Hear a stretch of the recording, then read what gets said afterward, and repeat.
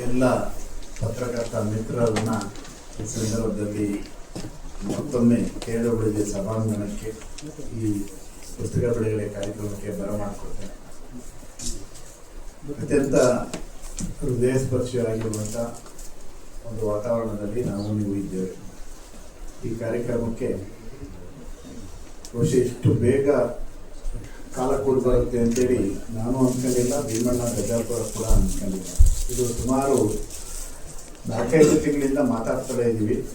ಅವರು ಒಂದು ಇದನ್ನ ಕಳಿಸ್ಕೊಟ್ರು, ಸರ್ ಈ ಥರದೊಂದು ಪುಸ್ತಕ ಮಾಡಬೇಕು ಅಂತ ಇದ್ದೀನಿ, ನನ್ನ ಎಲ್ಲ ವರದಿಗಳ ಒಟ್ಟು ಸಂಕಲನವನ್ನು ಒಟ್ಟು ಮೊತ್ತವನ್ನು ಮಾಡಿ ಅದೊಂದು ಪುಸ್ತಕ ಮಾಡಬೇಕು ಅಂತ ಇದ್ದೀವಿ ಸರ್, ನಿಮ್ಮ ಸಲಹೆ ಬೇಕು, ಜೊತೆಗೆ ಅದಕ್ಕೆ ಮಾಡ್ಬೋದು ಅಂತ ಆದರೆ ಒಂದು ಮುನ್ನುಡಿಯನ್ನು ಕೂಡ ಬರೆದು ಕಳಿಸ್ಬೇಕು ಸರ್ ಅಂತೇಳಿ. ಇದಾಗಿ ಒಂದು 5-6 ತಿಂಗಳು ಕಳೆದಿರಬೇಕು. ಅವಾಗಿಂದಲೂ ಸರ್ ಇದೊಂದು ಬಿಡುಗಡೆ ಬೆಂಗಳೂರಿನಲ್ಲಿ ಆಗಬೇಕು ಅನ್ನೋದು ಅವರ ಅಭಿಲಾಷೆ. ನನಗೆ ಅನೇಕ ಸಂದರ್ಭಗಳಲ್ಲಿ ಅವರು ಭೀಮಣ್ಣ ವಿಭಿನ್ನವಾಗಿ ಕಾಣ್ತಾರೆ. ಬಹುಶಃ ಭೀಮಣ್ಣ ಗಜಾಪುರ ಎರಡು ಹೆಸರು ನೋಡಿ ಎಷ್ಟು ಚೆನ್ನಾಗಿದೆ. ಗಜಾಪುರ ಅದು ಕೊಟ್ಟೂರು ಆ ಥರ ಇರುವಂಥ ಊರು. ಭೀಮನ ನಡೆಯಷ್ಟೇ ಒಂದು ತೂಕದ ನಡೆಯನ್ನು ಕೂಡ ಇಟ್ಕೊಂಡಿರುವಂಥ ವ್ಯಕ್ತಿತ್ವ ನಮ್ಮ ಭೀಮಣ್ಣ ಗಜಾಪುರ ಅವರು. ಅನೇಕ ಸಂದರ್ಭಗಳಲ್ಲಿ ನನಗೆ ಅವರು ಪರಿಚಯ ಆಗಿದ್ದು ಕೂಡ ಸಂಘದ ಒಡನಾಟದಲ್ಲಿ ಅನೇಕ ವೈರುಧ್ಯಗಳ ನಡುವೆ ಬಳ್ಳಾರಿ ಜಿಲ್ಲೆಯಲ್ಲಿ ವಿಶೇಷವಾಗಿ ಸಂಘಟನೆ ನಾನಾ ರೂಪಗಳನ್ನು ಪಡೆಯುವಂಥ ಸಂದರ್ಭದಲ್ಲಿ, ಕವಲುದಾರಿಗಳಿದ್ದಂಥ ಸಂದರ್ಭದಲ್ಲಿ ಅವರೆಲ್ಲ ಗಟ್ಟಿಯಾಗಿ ನಿಂತು ಕರ್ನಾಟಕ ಕಾರ್ಯನಿರತ ಪತ್ರಕರ್ತರ ಸಂಘ KWJ ಜೊತೆಯಲ್ಲೇ ಇರಬೇಕು ನಾವು ಅಂತೇಳಿ ಗಟ್ಟಿ ತೀರ್ಮಾನ ಮಾಡೋದ್ರಲ್ಲಿ ಭಾಳ ಗಟ್ಟಿ ಕಾಳು ಒಬ್ಬರು ನಮ್ಮ ಭೀಮಣ್ಣ ಗಜಾಪುರ.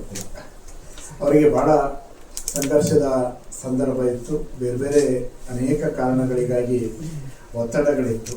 ಆದರೆ ಅವರು 93 ವಸಂತಗಳನ್ನು ಕಂಡಿರುವಂಥ ಕರ್ನಾಟಕ ಕಾರ್ಯನಿರತ ಪತ್ರಕರ್ತರ ಸಂಘದ ಜೊತೆಯಲ್ಲೇ ನಾವೆಲ್ಲ ಕಾರ್ಯನಿರತರು ಒಟ್ಟಾಗಿರಬೇಕು ಅಂತೇಳಿ ಒಂದು ಸಾಂಘಿಕ ತೀರ್ಮಾನವನ್ನು ತೆಗೆದುಕೊಂಡಂಥ ಸಂದರ್ಭದಲ್ಲಿ ಅವರು ಅದಕ್ಕೆ ಮುನ್ನುಡಿಯನ್ನು ದಿಟ್ಟ ಹೆಜ್ಜೆಯನ್ನು ಇಟ್ಟಂಥವರು. ಆ ಕಾರಣಕ್ಕಾಗಿ ನನಗೆ ಅವರ ಮೇಲೆ ಯಾವಾಗಲೂ ಕೂಡ ಪ್ರೀತಿ ಮತ್ತು ಅಭಿಮಾನ. ಅದಾದ ನಂತರ ಅವರ ವರದಿಗಳನ್ನು ಅನೇಕ ಬಾರಿ ನಾನು ಗಮನಿಸ್ತಾ ಬಂದಿದ್ದೆ. ಭಾಳ ವಿಶೇಷವಾಗಿ ಅವರ ವರದಿಯನ್ನು ಒಬ್ಬ ಗ್ರಾಮೀಣ ಭಾಗದಲ್ಲಿ ಒಬ್ಬ ಪತ್ರಕರ್ತ ಈಗೂ ಕೆಲಸ ಮಾಡ್ಬೋದು ಅನ್ನೋಂಥ ನಿಟ್ಟಿನಲ್ಲಿ ಅವ್ರ ಕೆಲಸವನ್ನು ಮಾಡ್ಕೊಂಡು ಬಂದಿದ್ದು ಬಹಳ ವಿಶೇಷ ಮತ್ತು ಅಭಿಮಾನದ ಸಂಗತಿ. ಅಖಂಡ ಬಳ್ಳಾರಿ ಜಿಲ್ಲೆಯಲ್ಲಿ ಅವರು ಸೇರಿದರೂ ಕೂಡ ಕೂಡ್ಲಿಗಿ, ಈಗ ವಿಜಯನಗರ ಜಿಲ್ಲೆಗೆ ಅವರು ಬಂದಿದ್ದಾರೆ. ಆದರೂ ಆ ಬಳ್ಳಾರಿಯ ಸೊಗಡು ಎಲ್ಲೂ ಹೋಗಿಲ್ಲ. ಕೂಡ್ಲಿಗಿ ಭಾಗದಲ್ಲಿ ಏನೆಲ್ಲ ಇದೆ ಅನ್ನುವಂಥದ್ದನ್ನ ನಾವಿಲ್ಲಿ ಕುಳಿತು ಯೋಚನೆ ಮಾಡೋದು ಕಷ್ಟ ಇದೆ. ಕೂಡ್ಲಿಗಿ ಅಂದ ತಕ್ಷಣ ನಾವೆಲ್ಲ ಮೆಜೆಸ್ಟಿಕ್ನಲ್ಲೋ ಅಥವಾ ಬಸ್ ಸ್ಟ್ಯಾಂಡ್ನಲ್ಲೋ ಅಥವಾ ನವರಂಗ್ನಲ್ಲೋ ಎಲ್ಲ ಕೂಡ್ಲಿಗಿಂತ ಬಸ್ ಹೋಗುವಾಗ ಇದೊಂದು ಊರಿದೆಯಾ ಅಂತೇಳಿ ನಾವು ನೋಡ್ತೀವಿ. ಆದರೆ ಅಲ್ಲಿ ಆ ಕೂಡ್ಲಿಗಿ ಒಳಗಡೆ ಏನೆಲ್ಲ ವೈಶಿಷ್ಟ್ಯತೆಗಳಿದೆ, ಏನೆಲ್ಲ ವಿಶೇಷತೆಗಳಿದೆ ಅನ್ನೋದನ್ನ ಒಬ್ಬ ವರದಿಗಾರ ಸೂಕ್ಷ್ಮವಾಗಿ ಗಮನಿಸಿ ಅದನ್ನು ಕಟ್ಕೊಡೋದಿದೆಯಲ್ಲ, ಅದು ಬಹಳ ವಿಶೇಷ. ನನಗೆ ಆಶ್ಚರ್ಯ ಆಗುವಂಥದ್ದು, ಒಬ್ಬ ವರದಿಗಾರ ಅನೇಕ ಸಂದರ್ಭಗಳಲ್ಲಿ ನಾವು ವರದಿಗಾರಿಕೆಯನ್ನು ಮಾಡ್ತೀವಿ, ಎಲ್ಲರೂ ಮಾಡ್ತಾ ಇರ್ತೀವಿ. ಅವರು ಹೀಗೆ ಹೇಳಿದ್ರು, ಸತ್ಯವನ್ನೇ ಹೇಳಬೇಕು ಅಂತ ಕರೆ ನೀಡಿದ್ರು, ಎಲ್ಲ ಈ ಥರದ್ದು ಸ್ಟೇಟ್ಮೆಂಟ್ ಓರಿಯೆಂಟೇಷನ್ ಇರುವಂಥ ವರದಿಗಳನ್ನು ಮಾಡುವಂಥದ್ದು ಬೇರೆ. ಆದರೆ ಒಬ್ಬ ವರದಿಗಾರ ತಾನಾಗಿ ಹುಡುಕಿಕೊಂಡು ಹೋಗಿ ಅಲ್ಲಿರುವಂಥ ಸಂಗತಿಗಳನ್ನು, ಅಲ್ಲಿರುವಂಥ ಬೇರೆ ಬೇರೆ ಬೆಳವಣಿಗೆಗಳಿಗೆ ಕನ್ನಡಿ ಹಿಡಿದಿದೆಯಲ್ಲ, ಅದು ನಿಜವಾದ ಒಬ್ಬ ಪತ್ರಕರ್ತನ ಕೆಲಸ ಕೂಡ ಹೌದು. ಅದು ಅತ್ಯಂತ ಸಂತೃಪ್ತಿ ತರುವಂಥ ಕೆಲಸ ಕೂಡ ಹೌದು. ಹಾಗಾಗಿ ಇಂಥ ಕೆಲಸಗಳನ್ನು ನಮ್ಮ ಭೀಮಣ್ಣ ಗಜಾಪುರ ಮಾಡ್ತಾ ಇರೋದು ಭಾಳ ವಿಶೇಷ. ಅನೇಕ ಸಂದರ್ಭಗಳಲ್ಲಿ ನಾನು ಹಾಸನಲ್ಲಿದ್ದಲ್ಲೂ ಕೂಡ ವಿಜಯ ಕರ್ನಾಟಕದಲ್ಲಿ ನಾವು ವರದಿ ಮಾಡೋದಕ್ಕಿಂತ ಹೆಚ್ಚಾಗಿ ಪ್ರತಿ ಹಳ್ಳಿಗೆ ನಾವೇ ಹೋಗ್ತಾ ಇದ್ವಿ. ಏನಿದೆ ಆ ಹಳ್ಳಿ, ಏನಿದೆ ಸಮಸ್ಯೆ, ಏನಿದೆ ಅದರಿಟ್ಟು ವರದಿ ಮಾಡೋದು, ಫಾಲೋ ಅಪ್ ಮಾಡೋದು, ಈ ಥರದ ನಿಟ್ಟಿನಲ್ಲಿ ಕೆಲಸವನ್ನು ಮಾಡ್ಕೊಂಡು ಬರೋದು. ಅಂದರೆ ಉಲ್ಟಾ ಯೋಚನೆ ಮಾಡೋದು. ನಾವೇನು ನಮ್ಮ ಸಾಂಪ್ರದಾಯಿಕವಾಗಿ ವರದಿ ಮಾಡೋದು ಬೇರೆ, ನಾವಾಗೆ ಹೋಗಿ ಅಲ್ಲಿ ವರದಿ ಮಾಡುವಂಥದ್ದು, ಇದು ಆ ನಿಟ್ಟಿನಲ್ಲಿ ಆ ಕೆಲಸವನ್ನು ನಾವು ನಿರಂತರ ಮಾಡ್ತಾ ಬಂದಿದ್ವಿ. ಆ ದೃಷ್ಟಿಯಲ್ಲಿ ನಮ್ಮ ಈ ಭೀಮಣ್ಣ ಗಜಾಪುರ ಕೂಡ ಒಂದು ಹೆಜ್ಜೆಯನ್ನು ಇಟ್ಟಿರೋದು ನನಗೆ ಭಾಳ ವಿಶೇಷ ಅಂತೇಳಿ ಅನಿಸುತ್ತೆ. ಕೂಡ್ಲಿಗಿಯಲ್ಲಿ ನಡೆದಂಥ ಒಂದು ಕಾರ್ಯಕ್ರಮದಲ್ಲೂ ಕೂಡ ನಾವು ಅವರು ಭಾಗಿಯಾಗಿದ್ವಿ. ನಿಮಗೆ ಎಷ್ಟೋ ಜನರಿಗೆ ಗೊತ್ತಿರಲಿಕ್ಕಿಲ್ಲ, ಕೂಡ್ಲಿಗಿ ಅಂದ ತಕ್ಷಣ ನಿಮ್ಗೆ ಅಲ್ಲೊಂದು ಪರಿಕಲ್ಪನೆ ಬೇರೆ ಬೇರೆನೇ ಬರುತ್ತೆ.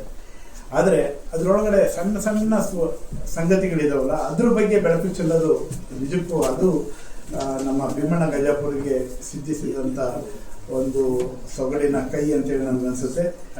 ನೋಡಿ, ಯಾರಿಗಾರು ಅನಿಸಿರುತ್ತಾ ಮಂಗೋಲಿಯಾದಿಂದ ಅಲ್ಲಿಗೆ ಮಾಲಾವಿಗೆ ಪಟ್ಟೆ ತಲೆ ಹೆಬ್ಬಾತುಗಳು ಬಂದಿದ್ದಾವೆ ಅಂತೇಳಿ ಯಾರಿಗೆ ಗೊತ್ತಾಗುತ್ತೆ? ಅದನ್ನು ಅವ್ರು ಗಮನಿಸ್ತಾರೆ, ಅದನ್ನು ವರದಿ ಮಾಡ್ತಾರೆ. ಕರಡಿಧಾಮದ ಬಗ್ಗೆ ವರದಿಯನ್ನು ಮಾಡ್ತಾರೆ. ನಾವು ಬರದ ಬಗ್ಗೆ ವರದಿ ಮಾಡೋದು ಬೇರೆ, ಅತಿವೃಷ್ಟಿ ಬಗ್ಗೆ ವರದಿ ಮಾಡೋದು ಬೇರೆ, ಕೃಷಿ ವಿಚಾರಕ್ಕೆ ಸಂಬಂಧಪಟ್ಟಾಗಿ ವರದಿ ಮಾಡೋದು ಬೇರೆ.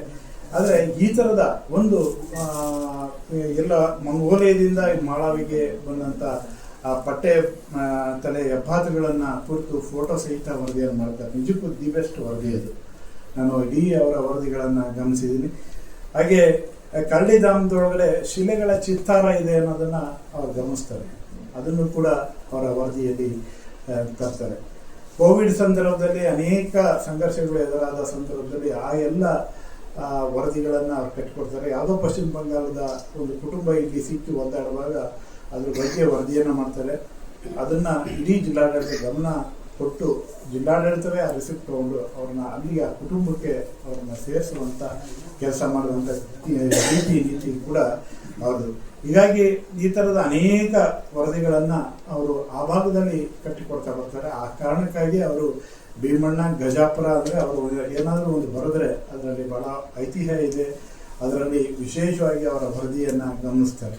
ಹಾಗೆ ಡಾಕ್ಟರ್ ರಾಜ್ಕುಮಾರ್ ಅವರ ಸನಾದಿ ಅಪ್ಪಣ್ಣ ವಿಚಾರಕ್ಕೆ ಸಂಬಂಧಪಟ್ಟಾಗ ಕೂಡ ಅವ್ರದ್ದೊಂದು ವರದಿ ಇದೆ. ಅಲ್ಲೊಬ್ಬ ಸನಾದಿ ಅಪ್ಪಣ್ಣ ಇದ್ದಾರೆ, ಅದ್ರ ಬಗ್ಗೆ ಅವರು ಕಥೆಯನ್ನು ಕಟ್ಕೊಡ್ತಾರೆ. ಆಮೇಲೆ ಈ ಚಿತ್ರರಂಗದ ಜೊತೆ ಕೂಡ್ಲಿಗೆ ಹೆಂಗೆ ಬೆಸ್ಕೊಂಡಿತ್ತು ಅನ್ನುವಂಥ ವಿಚಾರಗಳನ್ನು ಕೂಡ ಅವರು ಅವರ ವರದಿಯಲ್ಲಿ ಕಟ್ಟಿಕೊಡ್ತಾರೆ. ಈ ಥರದ ಎಲ್ಲ ವರದಿಗಳನ್ನು ಒಟ್ಟು ಮಾಡುವ ಮೂಲಕ ಆದಮೇಲೆ ಇಷ್ಟೇನಾ ವರದಿ ಅಂತೇಳಿ ಅಂದ್ಕೊಳ್ಳೋಂಗಿಲ್ಲ. ತಾಲೂಕು ಆಡಳಿತವನ್ನು ಗಮನ ಸೆಳೆಯುವಂಥ ನಿಟ್ಟಿನಲ್ಲಿ, ಜಿಲ್ಲಾಡಳಿತವನ್ನು ಗಮನ ಸೆಳೆಯುವಂಥ ನಿಟ್ಟಿನಲ್ಲಿ ಒಂದು ಕೆರೆ ತುಂಬಿಸುವಂಥ ಯೋಜನೆ ಯಾಕೆ ಮಾಡಬಾರ್ದು ಅಂತೇಳಿ ಪ್ರಸ್ತಾಪ ಮಾಡ್ತಾರೆ. ಅದು ಈಗ ಕಾರ್ಯಗತ ಆಗ್ತಾ ಇದೆ. ನಿರಂತರವಾಗಿ ಅದರ ಬಗ್ಗೆ ವರದಿಗಳನ್ನು ಮಾಡ್ತಾರೆ.